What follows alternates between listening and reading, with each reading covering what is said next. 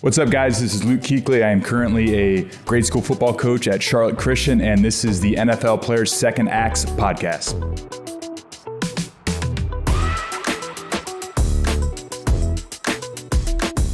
Thank y'all for tuning in today on the NFL Players Second Acts podcast. I'm Peanut Tillman, and this is my guy, Roman Harper. I like the shirt and the shirt combo. Hey, man, appreciate the that. hair shirt combo, like it's you matching.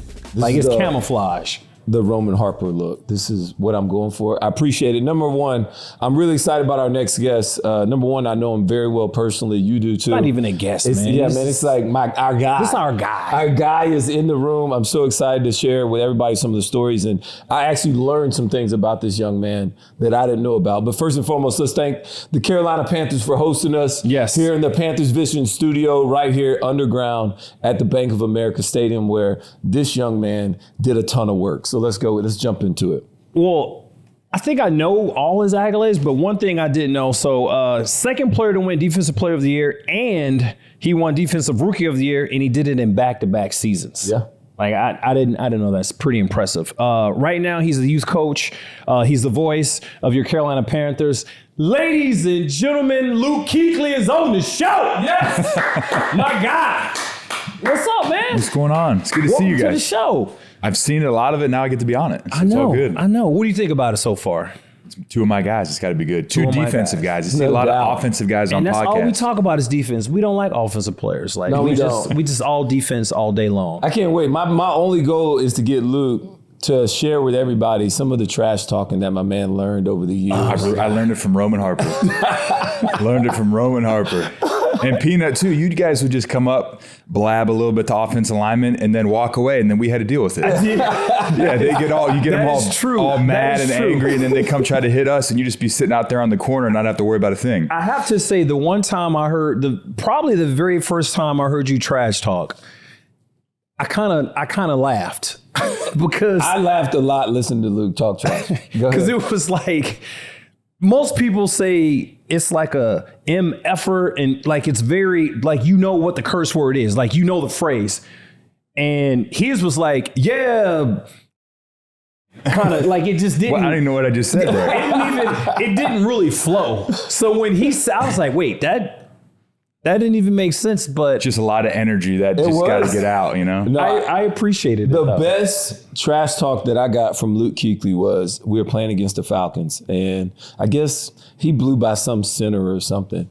And he was like, quit holding me. Yeah, that's a minus. That's a minus. Just tell him, like. Bro, some of that stuff people say that I said, I'm like, man, I don't even remember saying that. Don't even remember. But I know you logged it in that bank of yours, like, hey, I can't wait to tell Luke about this on Monday. You already know, because Luke would keep up with mine too. So oh my God. It's all good.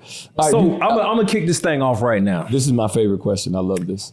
131,000 followers. Like, people follow you. 131,000.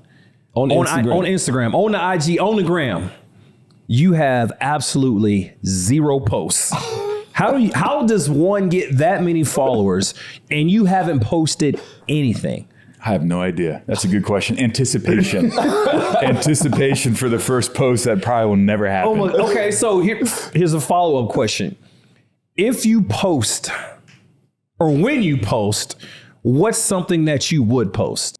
I don't know. That's a good question. I don't know what I would post. You know the best thing about that, though? Yeah. Was that I looked this up last night because I'm like, Luke has that many followers? I didn't even know Luke was on Instagram. And then I looked at it. He follows me. Got you wrong. I don't think do you follow? I don't know if I follow you. I was like, my heart hurts. He follows me. I didn't even know. I got you wrong. I appreciate that. So I'm like, so he actually is paying attention. He just is like, nah, just gotta keep eyes out there. You know? He's got eyes out there. I tell you what, it's a good resource for youth football drills. That's it. Like Greg and I send stuff back and forth. It's always on Instagram, like tackle drills, offensive lineman drills, different things like that. How to teach stuff, because in your mind when you're coaching these kids, you're like, why don't you just do it like that. And then, but if it's easier when like you get good ideas from people that coach youth sports as well. Because they know how to do it. They know how to do it, and you watch these videos and you're like, yeah, that's a really good idea. So you kind of take some of that stuff and move it towards youth football stuff, and it's a good resource for that. So, I got a nice little folder of like videos, football plays, workouts. I watch, follow a couple people. It's a good way to steal some good information. Yeah. I agree with that. Okay, so Luke, let's go back to this one. I wouldn't say it was pretty crazy. It was a great night. And that is the night that we won the NFC Championship game versus the Arizona Cardinals in 2015. During that game, I was making a tackle. You come by flashing over there by our sidelines. You kind of hit me. Kind of. I mean, he hit me. He did. All right. He got you good. And you actually knocked. So I had LASIK surgery, and I have a flap that's lasered onto my eye, onto the cornea of my eye. And when you hit me, it like knocked the flap off my eye. Everybody thought I had a concussion. I'm like, dude, I'm fine. Like, and I just can't see out of the right side of my eye. Like something's wrong over here. Just vision was not coming back. And I went and got tested, and yes, the cornea comes off, so I couldn't play anymore. What do you remember about that play, that moment? And like, what did you feel? It was a long run down our sideline. I think it was David Wilson. And you were like tackling him. And I remember something about like, if this is him, this was you, and I'm coming from this angle. I think the last second, like he dropped, instead of hitting him, I hit you. And I remember I hit you and I was like, oh. And I saw your face through your visor and like, pain. And I was like, Rome, I'm so sorry. You okay? And you're like, no, I'm not. And I was like, Rome, I'm so sorry. Oh my God. And then you went on the sideline. You're like, I can't see out of my eye. And I was like, what do you mean? And TD's like, you hit him in the face. I was like, I'm sorry, Rome. I was like, and the next question is, are you going to be able to play in the Super Bowl? Yeah, that was it. And then you played. I did play. It was crazy just because I didn't know what it was. It was just, this part of my vision was just gone. And Luke always flies around. Like, you never apologize for any of that friendly fire stuff. And nor should you. But it really made me feel good that after the game, at halftime, when everybody came in, like that was the biggest thing. You guys weren't even focused on the game. You were a little bit way more concerned with how I was doing, how I was feeling. So I appreciated that. And I was just like, man, y'all just go win this game. We're going to be just fine. You remember the pick six off that same game? Yeah, so they ran that same play earlier in the game. I remember we were sitting in meetings and it was like I don't know if it was like a third down or a pass install. And that I think it was John Brown lined up in the slot. Mm-hmm. And he would run, anytime he lined up there and threw by one, he'd run like a 10-yard curl. And back when we were playing quarters, we had what call and threw by one was speed roam. Oh, box. A fax call. Oh, yeah, fax. Fax call. Yeah, that means somebody backside's ready to take it. Yeah, so I could push him over the top. So now Luke can stay low and be ready to steal. So I can push him over the top. And they come out in that formation early in the game and completed one for a first down. And like, I knew it was coming. You knew it. And he just put his foot in the ground and like pivoted away. Carson Palmer put it like low outside completion. And in my helmet, I had the mic and I was like, that was that play. So I'm like, I know. I looked to the sideline like, I know. So then they came out at the end of the game like that. They lined up in that same formation. We got quarters again. We had another fax call, pushed it over the top. And so I'm like, I'm going to sit. If he runs a go and they complete it, I don't care. I'm going to jump right in front of this ball. And it was like perfect. Everything happened. You know, like one of those plays where everything happens perfectly? Oh, yeah. That's exactly what happened. So they ran it earlier in the game. I missed it, which was annoying because we had talked about it all week. Yeah. 3-by-1, speed in the slot. We get a quarter. If we're in quarters, we're going to make a fax call. Kurt's going to sit backside. You're going to push through that inside shoulder. I was like, all right, great. And then they hit it. And then I get it out on my headset.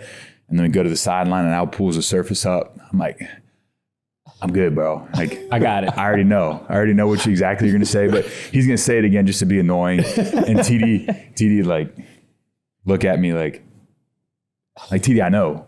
Like, I know. So, but it's one of those things that they ran it again and it worked out the second time. I think the thing I remember most about the play, not you picking it off, is the fan falling in the stands. You know what I remember most is you on the sideline with your crutches just yes. Yeah. There's a great picture of you with your crutches like this, yelling. I'm like, that's awesome. If you only knew, and I feel like I'm gonna cry, but if you only knew how bad I wanted to play in that game, like, oh my God, like I was mad I couldn't be out there, but at the same time, I was so excited for you, just for the entire team. Like I was just like, at that point, I think I wanted it more for you and TD and Koch and everybody else, Cam, Koch, man. Like I wanted it more for y'all because it was just like I think that's how close and how tight that 2015 Panthers team was. It was an amazing team. I got to tell you one other, like this is probably the most impressive Luke Kuechly play I ever witnessed with my own eyes. And we're playing against Dallas.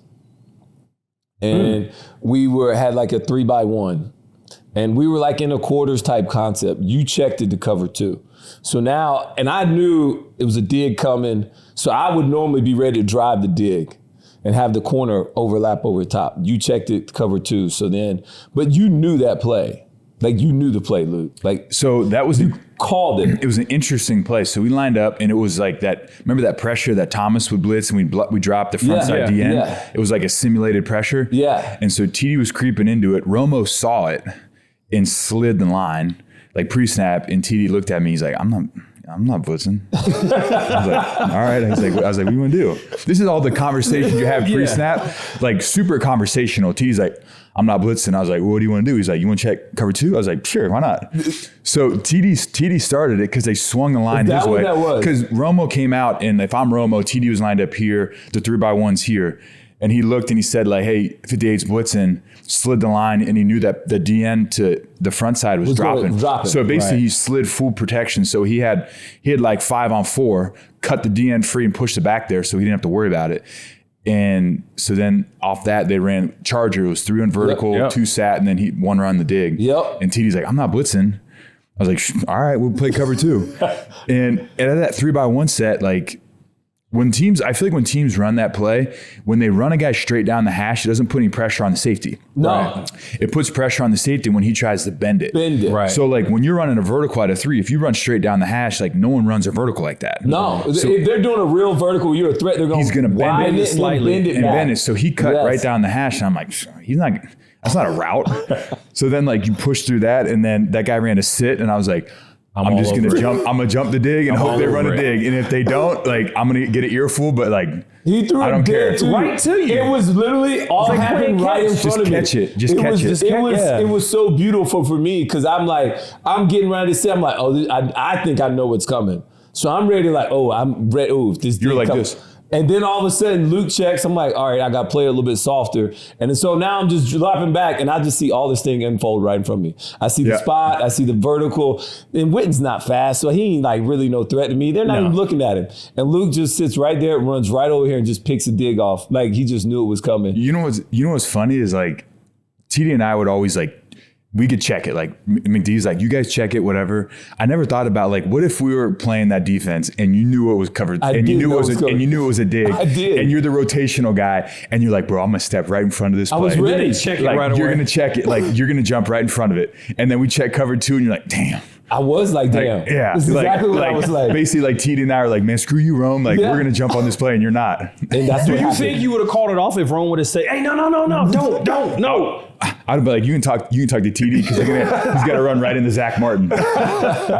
So, oh, that's funny. What do you think? I mean, we all have had great careers. We've all made thousands of plays in this league, right? I have mine. You have yours. You've got yours. What do you think? One of the best highlights you've had? You know what, Peanut? I think there was one. So when Peanut came in, you came in just for that first year. Yeah. And like everybody was like, Greg and all these guys like, man, wait to see Peanut around the ball. It's like, great.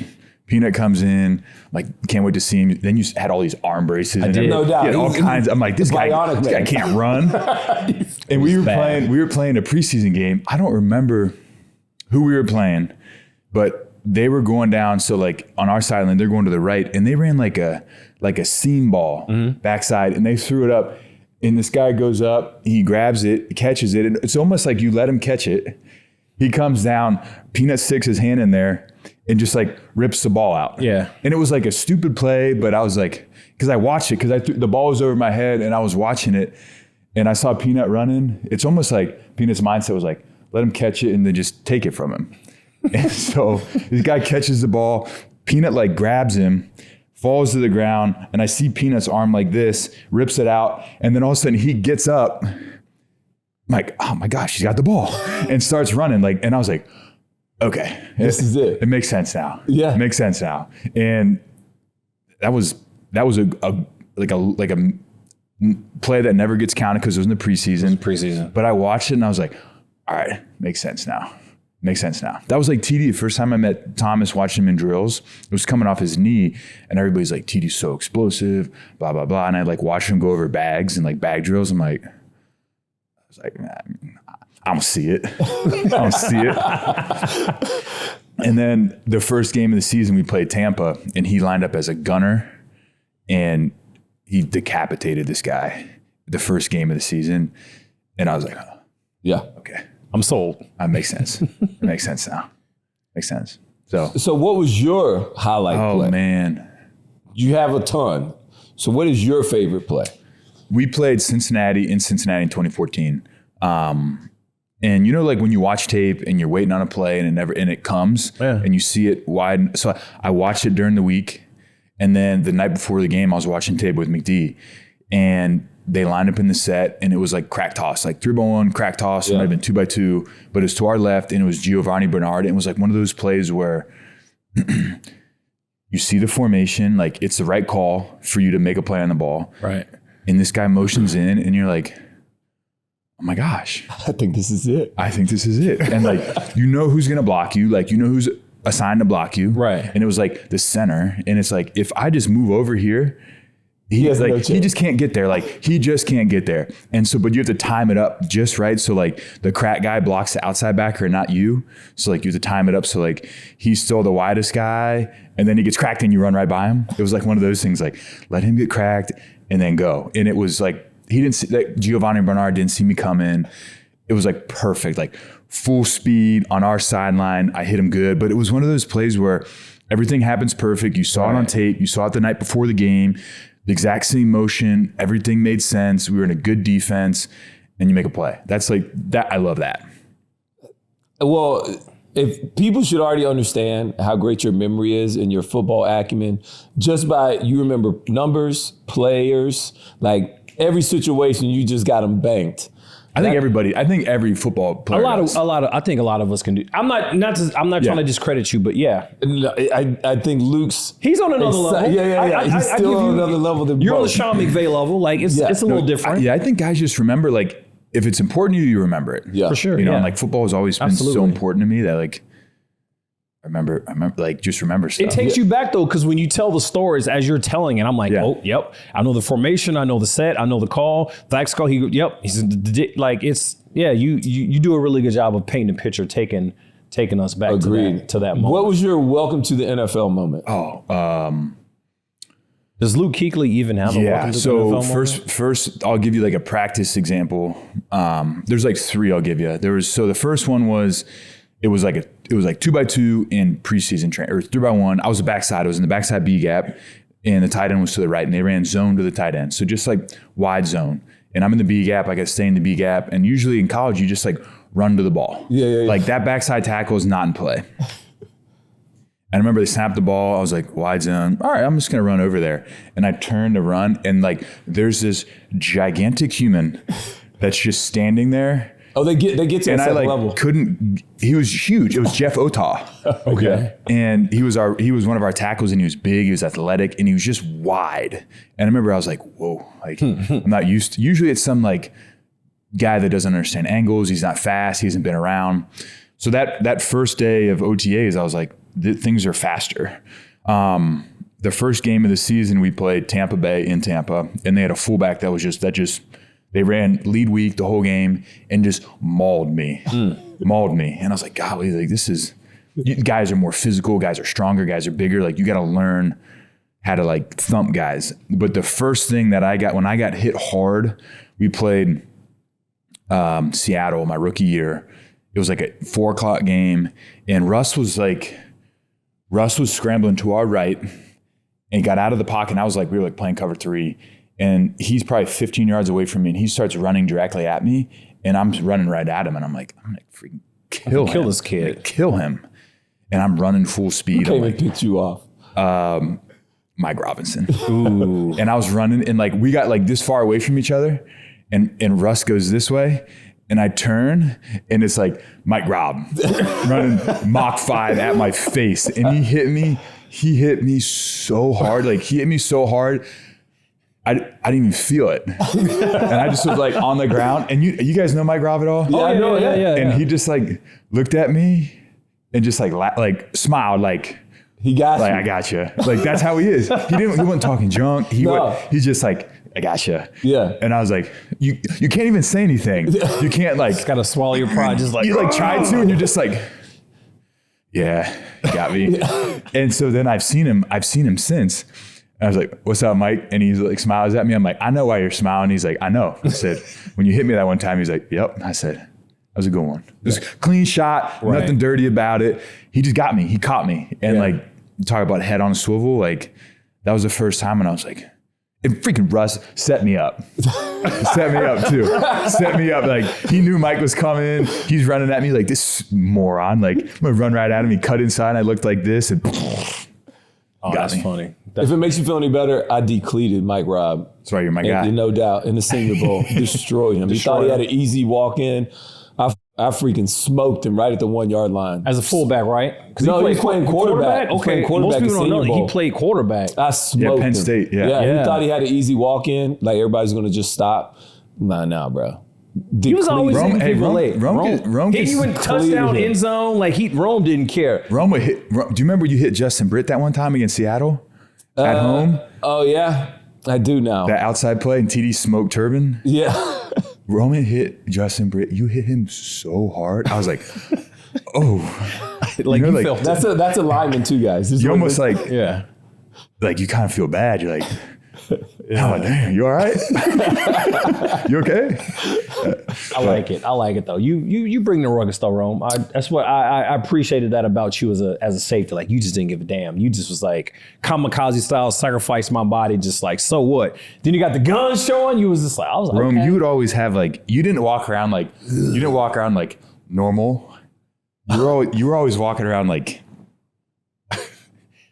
this. Just like your neck was down and your arm, you just had you was swollen. You're like trying to flex your traps through your shoulder pads. Like, you had this different. Like walking, you had that visor and you kind of always let people know what was up. You wore that old helmet too. I did. It was a very old helmet. That old helmet. I had the same one. Nobody even wanted. You can't even wear that helmet anymore. No, you cannot wear that helmet anymore. I think when I came here, they were like, you need to get a new helmet. I was like, absolutely not. I want the old Peanut, you had that old helmet, and Peanut had like that grade school mouthpiece. He had the bowl and bite, like attached. Like, bro, come on. Nobody has only people that can wear an attached bowl and bite like that is a running back. But you didn't even have the lip guard on it. You just had like old school. That was like the fifth grade. That's like the first thing you go home, you heat it with your mom, and she's like, "Don't bite down too hard. You might bite through it." Yeah, the bowl and bite. That was Peanut. Yeah. Yes. So look, I had just for y'all listening. He's gonna try to defend himself now. It's not defendable. It is defendable. It's not. The reason I had it was because I had like the cool mouthpiece that you could take out. I used to get so tired. I just want to be able to spit it out, catch my breath. Okay, all right. And then just put it right back. And when I lost it one time, like I was a big teeth guy. Like, I didn't want my teeth to chip or anything like when I hit you. So do you have any like nervous? That was like my mouthpiece was like my nervous tick. Like, yes, I was going to speak about that. You can finish, but Luke let you go. Always had his mouth. He was in and out all the time. In and out all the time. It was like on it, and he did more talking than anybody on defense. But you always had it in your hand, pointing and going on and trying to throw it back in last second. But I couldn't do that though. That's why I had the mouthpiece on. It was just right before the season got started. The play got started. It was like the final, like, all right, here we go. Just throw it in. Yeah, right through the side. Yeah, like I just Through the side. You can't put it through the front. You can't put it underneath. You got to put it through the side. Through the side. That's why I like that. So I've been up for the Hall of Fame for a couple of years now, and I never thought about it until a reporter did this report, and then my name was on like the new guys who were nominated for the year. And then I started thinking, like, damn, I'm actually up for the Hall of Fame. Like, it's kind of cool. I never thought about it until my name popped up. Next year, you're eligible. Have you thought about what it would be like to go into the Hall of Fame? So next year, like you said, is the first year. Right. I'm going to go up to see Pep. Yeah. So Pep gets in this year. I think you get up there. I think you're like you see it and you're like, whoa, that would be really cool. Yeah. I think that's I think that it gets more real that it's an opportunity. Doesn't mean it's going to happen. Understood. Agreed. Yeah, but you get up there and I think you just you see the guys that are getting in this year, and it's two guys I played with Pep, and then Devin Hester. Obviously there's other guys, Devin Hester was the first guy that, think about it, we got a 3-and-out. What do we always do? You come sit down on the bench, you get a drink of water, they punt the ball away, you're whatever. He gets 15 yards, you're good job. But Pep or Hester was the first guy that what it was like. Yeah. You come off the field, you don't go sit on the bench. You watching it. You're standing there and you're what's he gonna do? Right. What's he gonna do? And that to me is cool. So see those guys get recognized for changing the game. Right. And then Pep, Pep's just a different breed of dude. But I think you get up there, you start to see man, this would be really cool. Have you ever been to the Hall of Fame? You ever been to Canton? I went to Canton when I was in grade school. Yeah. And really? How was that experience?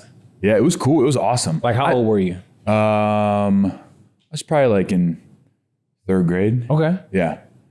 I went up there and you get to see, I've always loved football. Yeah. So you get to go up there and see whoa, these are the pants that Dan Marino wore. Yeah. Whoa. And you're maybe one day I can wear those pants. But they were old school, the old school pants. They had the lace up in the front with the huge belt, and they were this long. Yeah.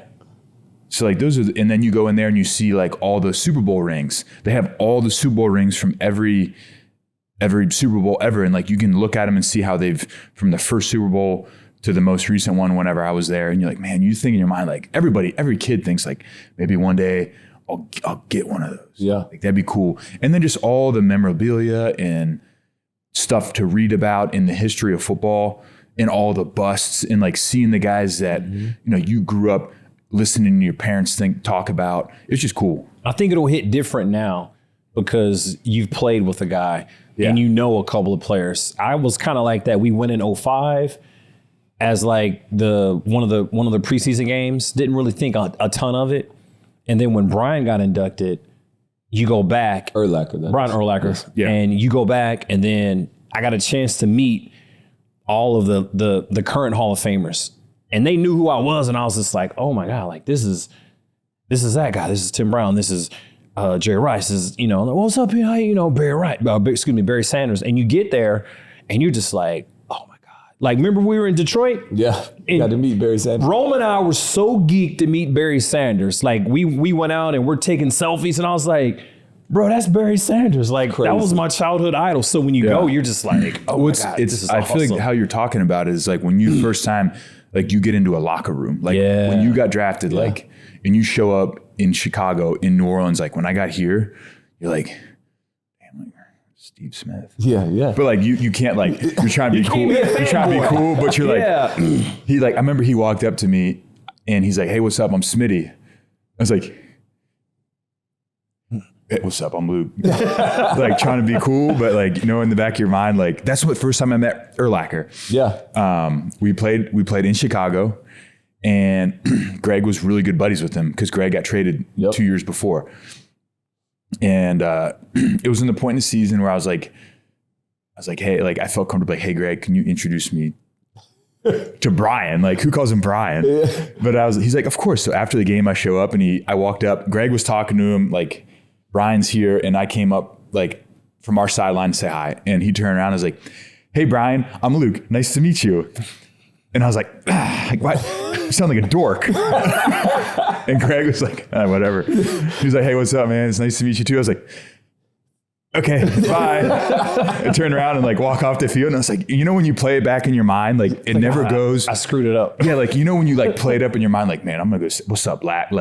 Yeah. Yo, man, you're a good football player. Yeah. And then you go up there and you're hi, I'm Luke. Nice to meet you. And then he's he looks at you and you're all right, see ya.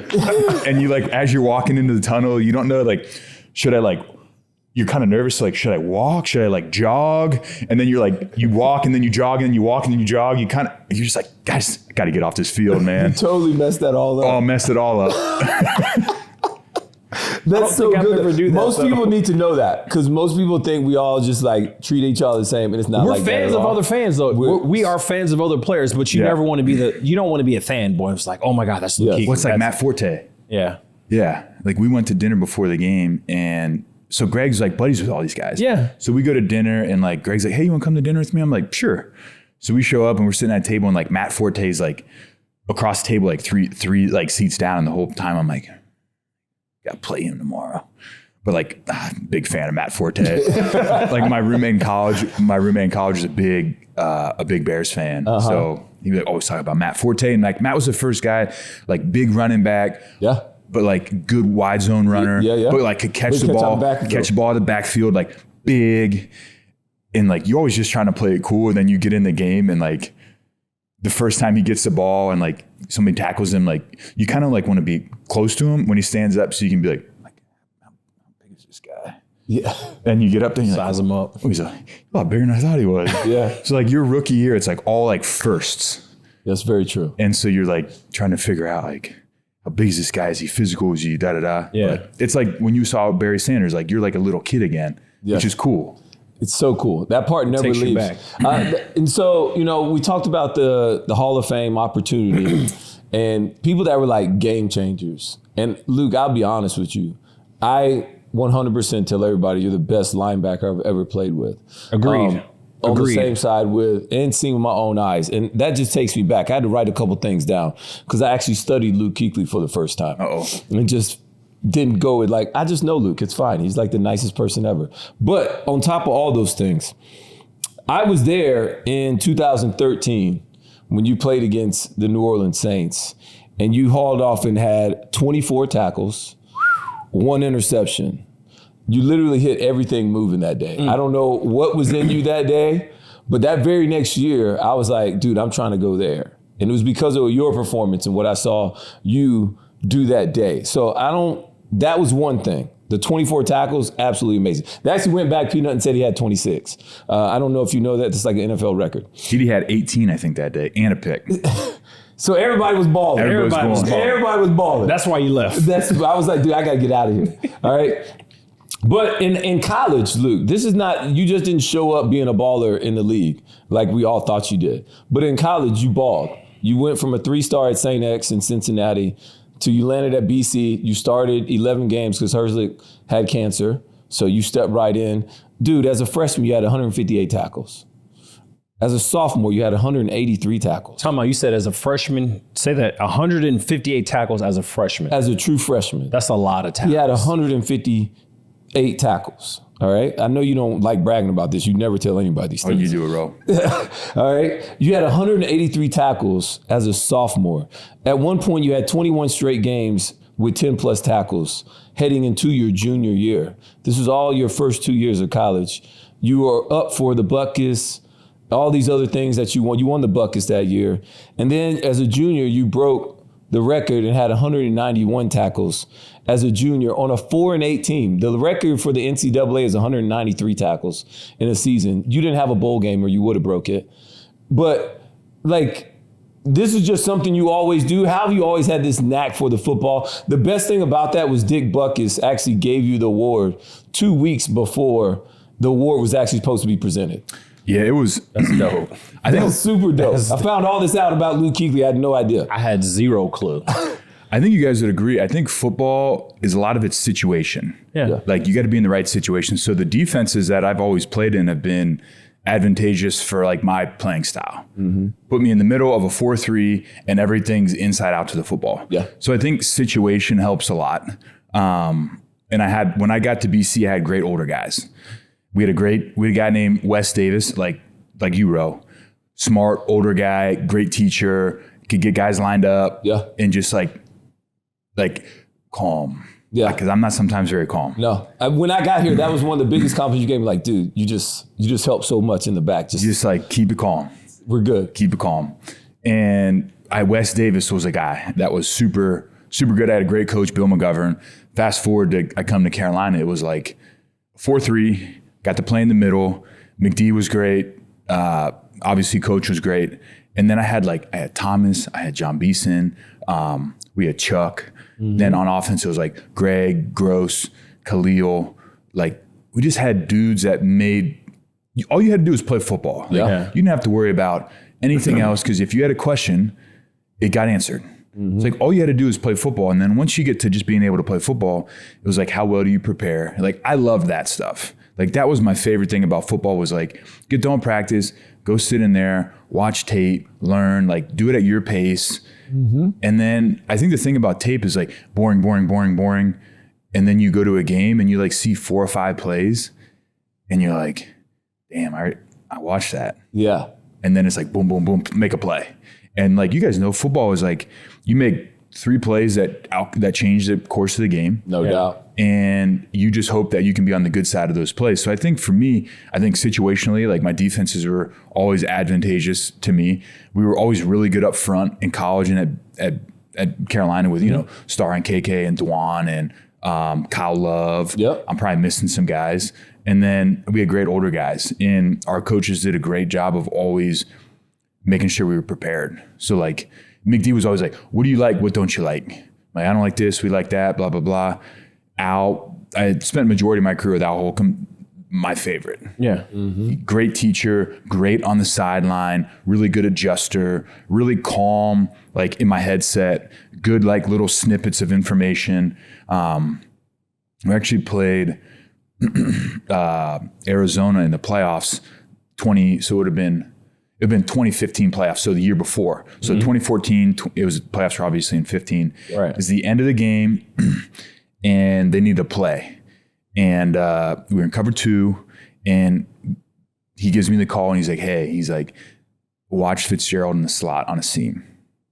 Like, all right, cool. That's like all we said. He said, hey, cover 2, tell TD this. He said, watch Fitz in the seam at number 2. It's like, perfect. So they break the huddle, they come out, and 3-by-1, Larry's in the seam. And I was like, all right. And so they run a seam ball, and it's like, you guys know how it is. Like stuff happens like in slow motion, like perfectly. Like, I'm running the seam, the ball gets thrown. I was like, no way. It's freaking perfect. And so I'm running, I jump up, I hit it. Trey catches in the end zone. Neil's like, game over. And so then I come running to the sideline. Everyone's like, great job, Luke, da da da. And Al is standing on the sideline, like just waiting, like waiting for me to be like, thanks, Al. Yeah. And he's just sitting there behind everybody, like sitting at me like this. And I'm like, thanks, Al. He's like, I got you. But like, football is such like a situational thing to have success. Like some guys like trump that. I think more of a product of like a great situation here in Carolina. Right. It was a real good situation. I think it's real though. Like you guys would agree. No, I agree with that. One of the craziest things about this sport is you never get to finish the way you want to. Yeah. Like my last play in this stadium, tore an ACL, and I was done. And I knew my career was over.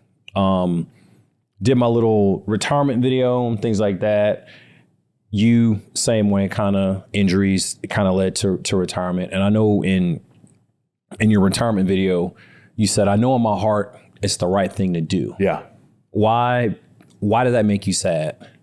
I just love football. Like I love playing. I enjoy it. Like I love this team. Yeah. I love this organization. I love the city. I love like the interact. Like I love just going in and like being around the guys. Like I love the whole yearly process from like training or OTAs where it's like back to school and it's like serious, but it's like not that serious because you already know the defense because it's the 7th time they've installed it and you're just with your boys and like you're working on stuff and getting better. And then in like the time between that and training camp, it's like, boom, I really got to rip off-season workouts. And then training camp shows up and it's like then now you're like kind of getting excited. The season's here. And then you play a season, it's freaking awesome. And you're around the guys and you're traveling, you're going to games and you get to play. It's just, football is the best. It is. And I think everybody that like guys, if you love the game, you love the game. And I loved it. And I think I was really sad because like it's final. Like you're done playing football. Like you're done. Like you can't go like play pickup basketball. You can't like, if you're a golfer and you retire from playing golf, you can go play golf. Like you can't play football anymore. That's true. Like it's done. Like football is over.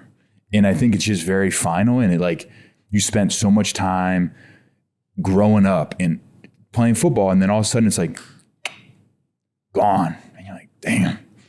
Yeah. Like, I can't play football anymore. I want to know this, Luke, because I figured you'd be sad. But I would like to know the reason why you thought it was done. Like, was it because of injuries? And you're like, you know what? I'm scared of that part of it. Or is it because you thought like maybe I'd slipped and my game was starting to go down? I wasn't able to play. I think I had some stuff that was bugging me. Yeah. And I just knew that the team, like, this is what the team expects from me. Yeah. And if I know I can't give them that, then I'm not doing anybody any favors. This is exactly what I thought it was. Yeah, like mentally, like I can still play, but like physically, I've got certain things that like are gonna prevent me that won't get better. Like they're not gonna get better. Yeah. Like I'm fine, but like they're not gonna get better. Right. So like I can't go out there and like maybe get hurt again or like turn something down or like I'm not gonna run through that guy like I used to. And selfishly, it's like, man, I'll do that. I'll go play 70%.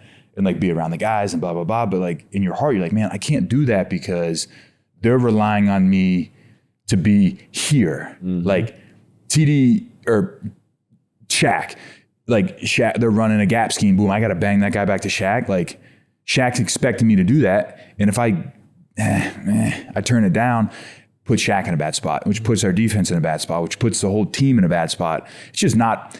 I don't think it's fair to anybody. If you know in your heart, you're like, man, I can't do it anymore, then you're done. Yeah. So once you retired, I know for me, I thought I had it kind of figured out. And then actually being retired, I'm kind of trying to figure it out and go through that whole transition, that process. Do you think you had it figured out once you retired? No, because I thought I didn't think I was going to be done when I got done. I thought I would have kept playing. So, you know, it's one of those things. I think it's fine. Like I didn't know what I was doing, but I think you just got to try to figure it out. So like I worked for the team in the front office for a year. That didn't really do anything for me. Like it was great. I learned a ton. I had a great experience. Like, but I knew it was like, man, this isn't for me. Right. So then the next year I loved the hunt. I loved the bow hunt in the fall, and I've never been able to do that. Mm-hmm. So that next year I did that. And then after that was over, that was probably took me into like January. And I was like, man, I need to like find something to like really do. And so then I did the radio with the team, which is awesome. Yeah. I started coaching a youth football team with Greg. Yeah. We're on our third year doing that. And he's very known around the city too. Luke and Greg, they are a traveling bunch. We got Stu now. Oh, y'all got Stu now? We picked Stu up. Yeah. What's the name of the team? Charlotte Christian. We're at Charlotte Christian. Okay. Yeah, and Stu's freaking awesome. Like, it's one of those things where you think you know a lot about football, and then like you get around, like I'm used to like teaching and running back, like, boom, here's your steps, like blah, blah, blah. How you hold the ball, how you get the handoff, what you're looking at. And then Stu gets in there, and you're like, dang, I don't know anything. But yeah, back to your question is like, I'm still looking for like what it is. And I think that's fine. But I think you just have to continue to try stuff and continue to explore stuff. And eventually you'll figure out what it is. So what about youth football that's kind of like got you going? Like, what is it? Because I think it scratches the itch for you. Because what people don't know, well, I don't know if everybody knows, but Luke's the one that doesn't have kids out there as well. So Luke is just being a great friend and a great teacher, being around these young people, these young kids. And do they understand like that you are you and that you're being around? And I think. How old are the kids? They're in 7th and 8th grade. Okay. So they were probably 6 or 7 when we were playing. Yeah. So like they like know that we played. I don't know. I think that we're just their coaches, but I tell you what, like everyone's always like, it's so nice that you coach these kids, and I'm like, guys, like I told people, like, you don't understand, like it's so fun, like game plan. Like Greg and I have conversations for like a half hour on the phone about like, hey, should our guy line up in the C gap or is he a D gap? Is he head up? Like, all right, if he lines up heads up and he slants inside, are we soft on the edge? Like all this stuff. And then in the game, like you show up, we play on Saturday mornings. It's the first thing on Saturday morning. Yeah. And it's awesome because it's like, I can't sit around. It's more nerve wracking to coach than it is to be a player. 1000%. Because like I'm sitting there like before the game, like I've got like my whole folder of like stuff and like by the before the game, it's like destroyed because I'm like folding it. I'm like nervous. I'm like trying to figure out like, how are we going to be today? Is our game plan good? I mean, they're 12. Like, is our plan good? Like, do we give, like, the biggest thing you want to do is make sure you give the kids an opportunity to have success. That's it. You know what I mean? That's it. And it's fun to, like, we handed out helmets.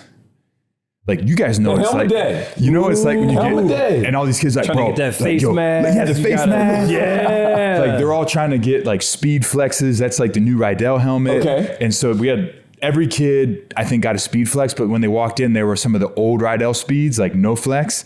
And all the kids are like you can hear them in the back, like, man, I hope I don't get that one. And so, like, but it reminds you when you were a little kid again of, like, playing football. And, like, they play football because they love it. And, like, now they're in a grade school. So we practice and the high school's practicing, like, the varsity team's on the other side of the field.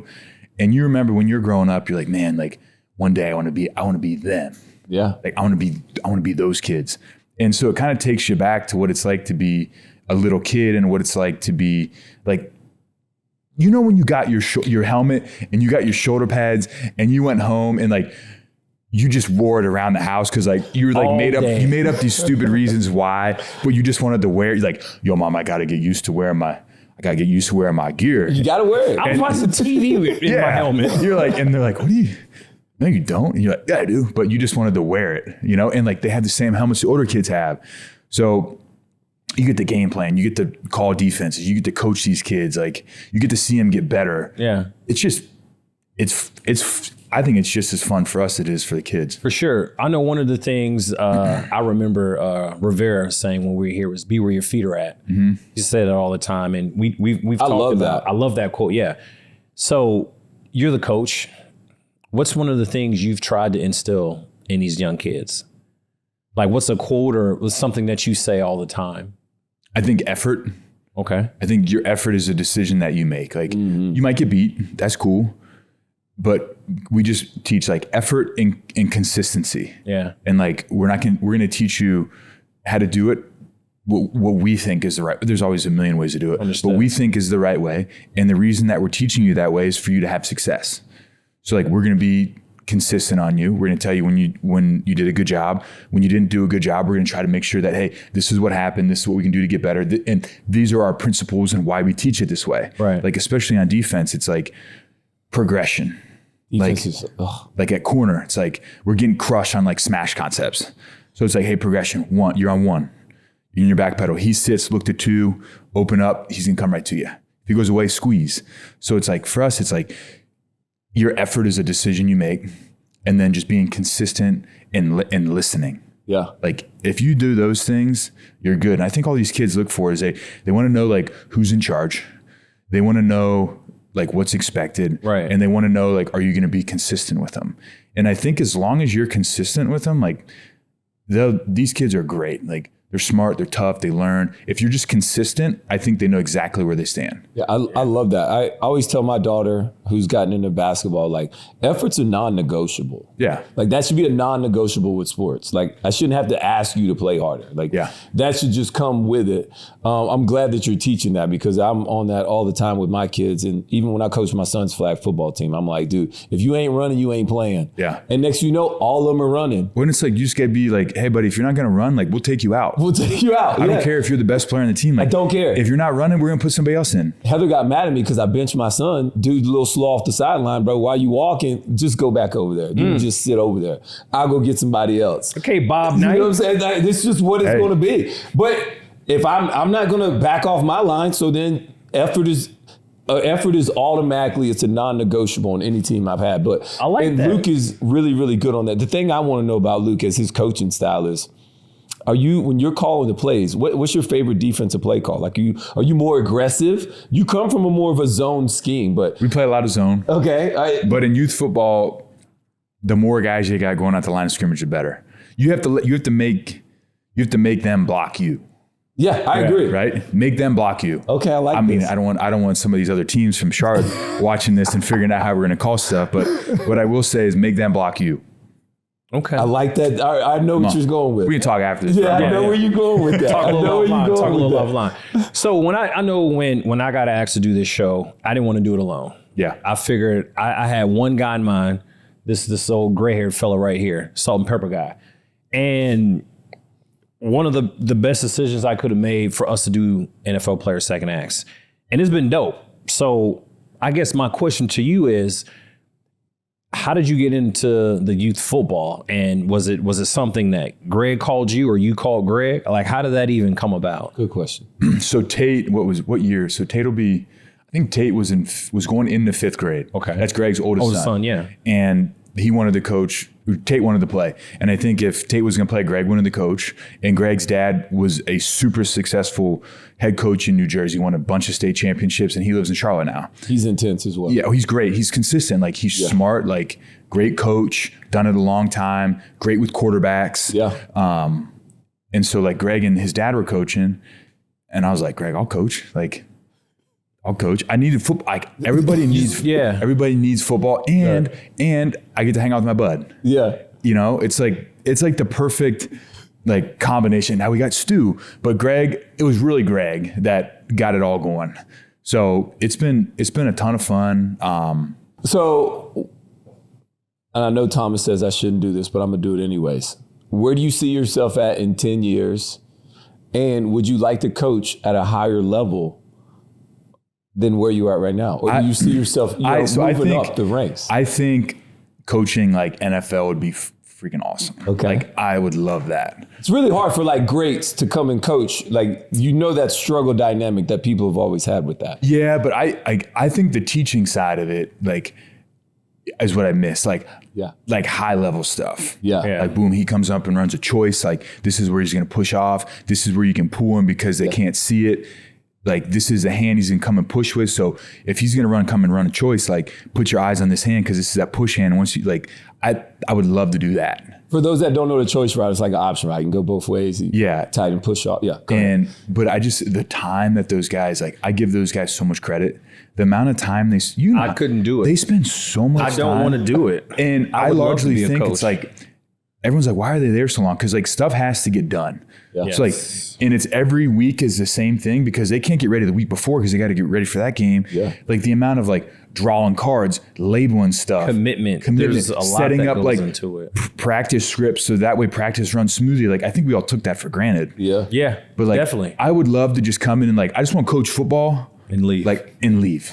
Like I don't want to draw cards. I don't watch tape. I want to come in at practice and like coach and then bounce. But like, you can't do that because these guys have put all the time in and they want it done a certain way.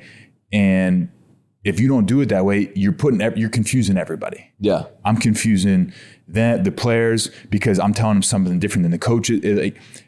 I respect those coaches so much. It's like, it's just a hard dynamic, but I would love to like teach and show them, and just based on like experience. Doesn't mean my way is the right way, but like I like doing it this way. Like, what do you think? So I think the time issue is like the biggest. So ball, you'll be doing ball. Just football, yeah. He's going to be doing ball. Yeah. But you just explained like something. What people need to understand is everything that Luke said, every player at every position, there's a lot of information that we have to process in a short amount of time. Like the play that you just described, his hand, choice route, the splits, the formation, all that. Like that's a lot of information to process. Now, dial that down a little bit to 7th, 8th grade middle school football. How do you handle it when you're trying to tell a player, because I think I know how your mind works. Yeah. Like you're full complex. Like how much information do you give a kid? Or do you even get mad at the kid when they can't process it? Like how much do you have to dial it back down for a youth football I think you player? teach like pure fundamentals. Okay. So like he's taking on a block, like front foot forward, you strike, like if I'm hitting the guy that's right here, this foot's forward. Yeah. And then you show him like why. So like you'll be like, hey, like if he's setting an edge, like I could be like, hey, punch him in the chest, control his outside wrist, boom, strip, get over top, stack him and get vertical. Like the kids can go. Or you can be like, hey, inside foot forward, punch him and maintain outside leverage. Yeah. And they're like, okay. And you show him why. So like you get him and you have him stand like this, like the wrong way, and you just push him and they go back. They go back. And I'm like, all right. I was like, now switch your feet. now when you push them, they're like strong. And so I think when you teach them something and you explain something to them, you have to be able to show them like why. And so I think if you can really show them why, then these kids, like, I don't have kids obviously, but like these kids at this age, like they're smart. Yeah. Like they understand what you're saying. They understand why you're trying to do it. They might not be able to like motor skills wise, like as precise as you want to, but they know exactly what you're talking about. Yeah. So I think showing them in like fundamentals, like this is why we tackle this way, head up. Like Greg's really good with the offensive lineman with like, we teach like 3 or 4 like blocking schemes, like steps, like footwork. So boom, once you know all the footwork, you can do everything. So just keep it simple, keep it fundamental, explain to them like why we're doing it and show them why we're doing it. And then I think they can tie it all together. They're smart. They maybe have just never like seen it before. So you have to be patient in that essence, but like the kids are great. Yeah. Successful high school, successful college career, successful high school career, very successful NFL career, and potentially one day, hopefully, get into the Hall of Fame. Amazing journey, great story. All the people that have helped you succeed to this point in life right now, who would those people be on your personal Mount Rushmore? You get 4. You get 4 of them. I think I know one that's going to be on there. I think my parents are 2. Okay. I knew mom was going to make it. Why mom and dad? I just think that they've always been there. Yeah. I think they've always been there. I think my family. So we'll put. You can do that as one. We'll just do one, because then that would be like I have 2 brothers. Who's in your family? I have 2 brothers and my mom and dad. So like I think your support system gets you there, right? Yeah. So like we'll put them as one. Like they were super supportive. They cared about you as like they cared about me and my brothers as individuals, not as like a football player. Right. Like they came to games, they supported me, they answered the phone call when you need something. If you need something, boom, they're there. Like everything you need from your parents, boom, I had. Like I never needed anything as a little kid. Everything that I needed, I had. I didn't get everything. You don't get everything you want, but they teach you like hard work, discipline, how to treat people, you know, all the little stuff that when you're younger, you're like, and then the older you get, you're like, oh, pretty good. So I think they are obviously number one. I think my high school coach was a guy that like. What's his name? Steve Specht. Okay. I think he really taught you like football and like effort and toughness and what it's like to be part of like a team. Like, cause you come in as a freshman, he watches you. Cause I played freshman football, JV, and then my junior year you play varsity. Like you don't really move. Like that's how my high school works. So he was always around. You were expected to be there. You're expected to like hold up the, if you put that, I went to St. Xavier, you put that X on your helmet, like you better be held to a certain standard.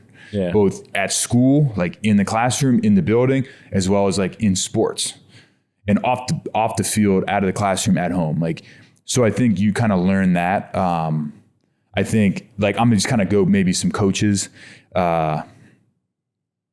I think Bill McGovern was my linebacker coach in college. And I think I learned like toughness from him. Like you're a freshman, you're getting your teeth kicked in. No doubt. And it was like love, he loved us, but also like he knew the right way to like push us. And like, yeah, this is hard, but like, don't care. Like, don't care. Yeah. And then, you know, it's hard. You like, I think I'm going to talk about all the guys that got me to the NFL. And then my college buddies were awesome. Like, we're still super tight, but they were so supportive. They were like my buddies in college. Like, they're the best. And then I think the one guy that helped me a lot, there's 2 guys that I think helped me a lot. Thomas. Yeah. And then Thomas was fantastic. And then Greg was fantastic too, just off season. In the off season, Greg and I trained together, and Greg's been like a brother to me and in a lot of ways, like been to his house for like Christmas, Thanksgiving. I've been on trips with him. Like him and Kara are fantastic. Like they're just the best. And I think one thing that Greg showed me was how to train in the off season. Yeah. And I was a young guy. I think I was going into year 3 when I started training here full time in the off season. And it was like, come on, like I got you. And I did everything Greg did. And I think that was a huge reason for success, was like preparation in the off season. Yeah. So I think my family, Steve Speck was like my first coach that It was like this is how we're going to play football. And then Bill McGovern in college was like super supportive, supported me leaving early out of school. Thomas, I can talk about Thomas forever. You can. And then Greg and like Kara and their family and him helping me in the off season. I think that's like, it's a good amount. Coach Rivera, McDermott in his system allowed me to succeed. I think Al Holcomb, our linebacker coach, giving me the freedom to like Thomas and I to like go play our game. Like maybe we didn't do everything like according to how the playbook was designed, but Al was like, I trust you guys. Like if it works, great. If it's not, like that's on you guys. Yeah. And so I just think your support system, I could keep going, but I think that combination of guys, I'm sure I'm missing guys. 15 people. No. When you're supposed to have 4, I like it. You divide, if it's 16, you divide it by 4, it's 4. You're good. Yeah, we're good. I like it though. And so that's good. It's hard. It's a hard thing to do. You feel like you're missing out. It is. You do. Especially when, Luke, you are genuine as you are. You've allowed so many great people in your life, and you've added so much value to so many others. I would tell anybody. I lived at the View with Luke. Luke would like help me and my wife like bring up groceries. He'd like go out of his way. He's the nicest person you'll ever meet. And then he hits a switch on the field. And then turns into a complete psychopath. Yeah, he literally is. That's why I need Rome. I need Rome to calm me down a little bit. Yeah, I got you. You know what? That is the question I want to know. Because you talked about your support system, and we usually end it, but it's okay, Thomas. We'll keep going. I want to know this from Luke because I've never got to know this. Get you the hand. So I want to know, because I want us to get a little bit of love from you, because I've never asked you this. What did me and Peanut come into your locker room do for you guys? Because I remember when McDermott recruited me and I was the free agency, and he was like, look, we got leaders. Like, we don't even need that much as far as that. Like, so I didn't think I had to do anything in the DB room. I found out I did, but like, he's like, I just want you to come give us an attitude. That's all I need from you. Like, I need he showed me the hit when I hit Steve Smith. He's like, dude, if you do, I want that. That's what I want. So I want you to tell us, because we weren't here before, like, what did we bring to you guys' locker room? So I think Rump, so you got here, what, in 14? Yeah. Let's see here. I think we didn't have a ton of consistency at that position. Mm-hmm. So I got here in 12. We never had a safety back there that was like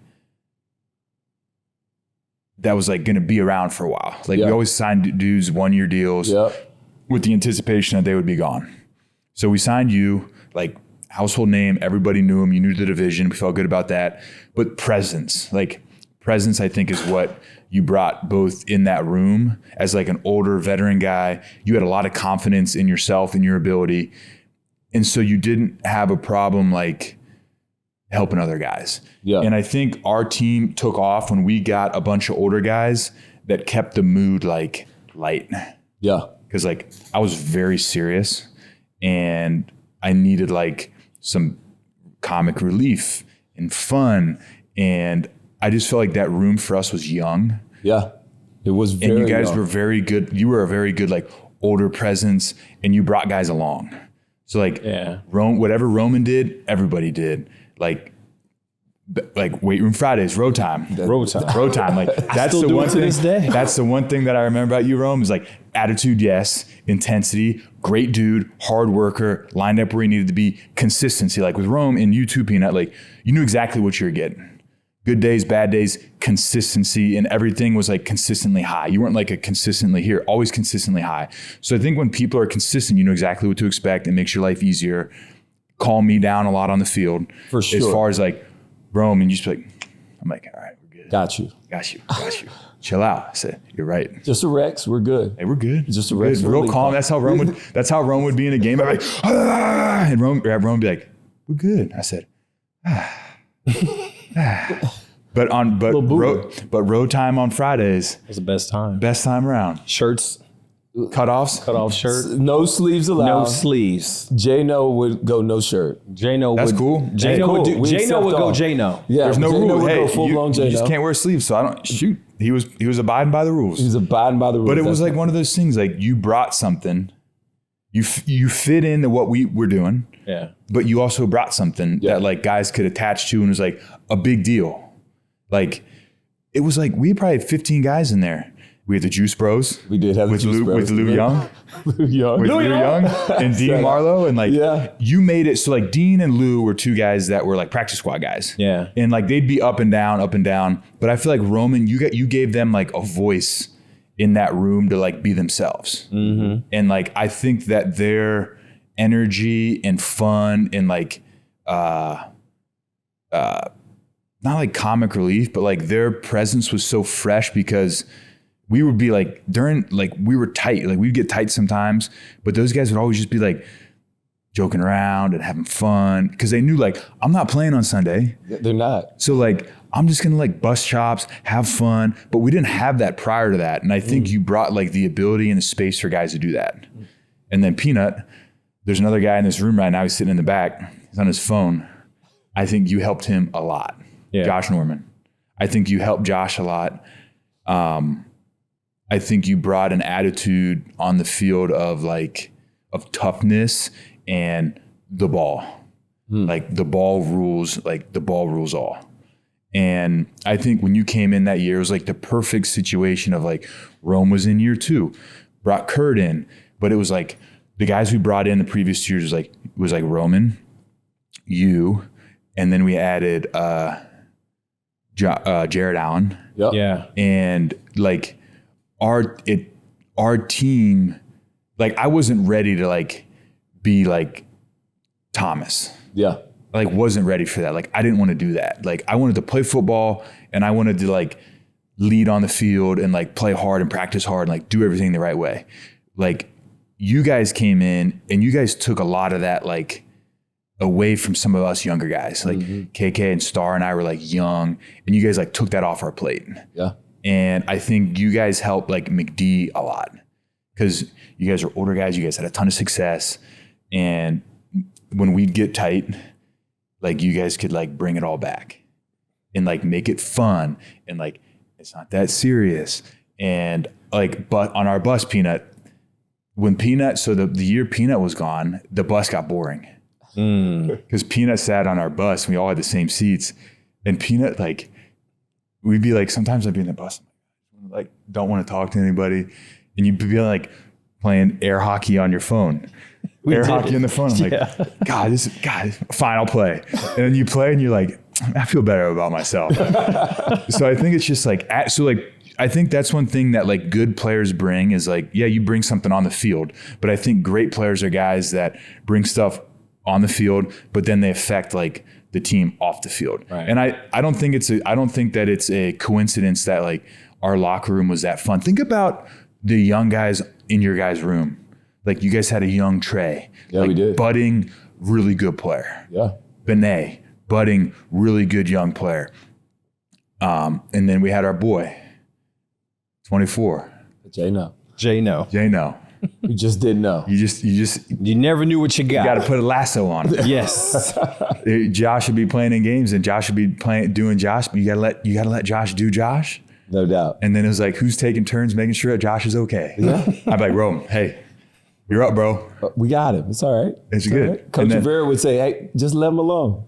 Leave him alone. I love you for who you are to me. That's what Rivera used to say. You guys brought like just like a presence and like an attitude. Like I know you brought attitude and you definitely brought attitude that like I love that. Like I need guys that have like that I love smart football players. Yeah. Like my head pops off if it's like yeah. I know it does. My head pops off. I love guys that are smart and guys that are like mean, but like dudes, we can just do this. Yeah. And you guys were exactly that. It's exactly what we needed. And I think as we started to like really like ramp up and have that little window of success that we had, I think you guys are a big part of it because you guys helped set the standard for on the defense side of the ball for like what was acceptable. Because we'd be like, hey, this is how Peanut did it. Boom. This is what we did with Rome.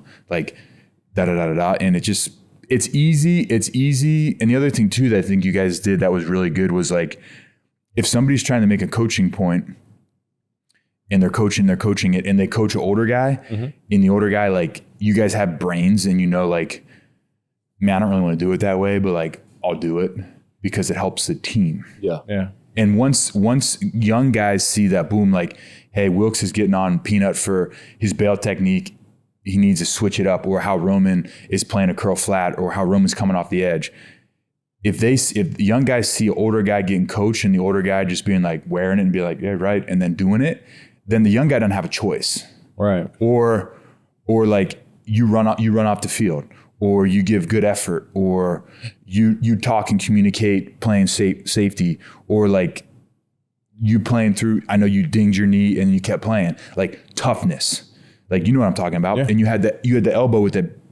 Like, when young guys see old guys do it and successful older guys, then it's like not a choice. It's like if you want to play, then be like him. And him is Roman Harper, Peanut Tillman, like Chuck. Like, you want to play football and play defense on the Carolina Panthers, like that's what we expect. And it's easier to point to a guy than it is to like draw this guy on a board and be like, we want all of this stuff. If guys can't see it, then they don't know how to do it. Versus like with you guys, it's like we have a corner that'll do it. We have a safety that'll do it. We've got a big guy up front in Dwan and Chuck that would do it. And then we have Thomas. Yeah. So like when young guys showed up, once you two got there, then it was like complete. Right. From all three levels, like front, backers, outside corners, safeties. Once you guys got there, it was like complete. And then it was like, buddy, you want to play? You got to be like this. So.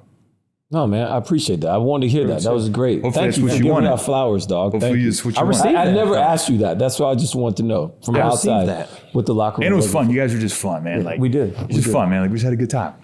And I got Luke to hate Roddy White too. Oh man, I saw Roddy. You know what I did? I saw Roddy a couple years ago, and I was like, Roddy, man, I respect your game, bro. I respect it. And he looked at me and smiled because he knows, like. Dude, there'd be sometimes, man, we can keep going, but Roddy and I, so Josh, or Trey picked the ball off in 2014. Yep, I remember that. In Atlanta. In Atlanta. And Roddy was running like a seam ball, and like the ball got thrown like to the other side of the field. And like Roddy and I had been getting into it all game. Trey picks his ball off, he's running down the field, and like Roddy and I are still like fighting. We're like on the ground, like freaking like smashing it. Like I'm on top of him, then like he's on top of me, and like pushing and shoving and like punching. And Trey's like running down the field to score a touchdown. And Roddy and I are like, so like we're in our own world. Like nothing's happening, but like what's right here. Yeah. So, but then you see him like a couple years later, you're like, hey.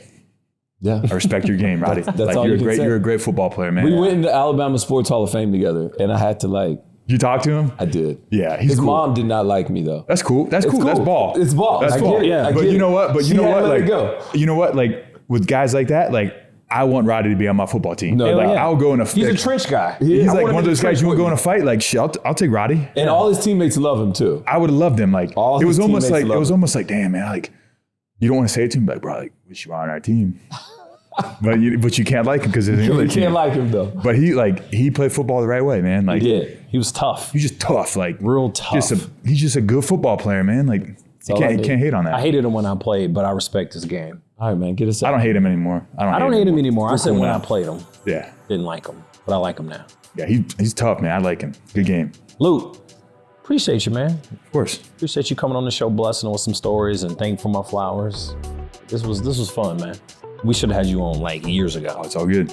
Sorry, man. He's getting closer to that Hall of Fame call. So he is getting closer to the Hall of Fame. Just so, and to let you know when you get that call, because I'm putting it out in the universe, man. I'm gonna be there, front row. Well, it helps when Patrick Willis goes, and Patrick Willis doesn't have the accolades that you have. So yeah, same time of year. It's all right. We're not gonna talk about it, Luke. You don't need to say another word. Peanut. Hey. I'm Peanut. Oh, no, let me say this. Thank you to all of our followers. Please subscribe, share a link, like, follow, leave a comment. You can watch this on our YouTube channel. We big time now. We big time. We got a YouTube channel, NFL YouTube channel, iHeartRadio, iHeartRadio, and Apple Podcasts. Come check us out. I'm Peanut. That's Rome. And this is the NFL Players Second X Podcast. Peace.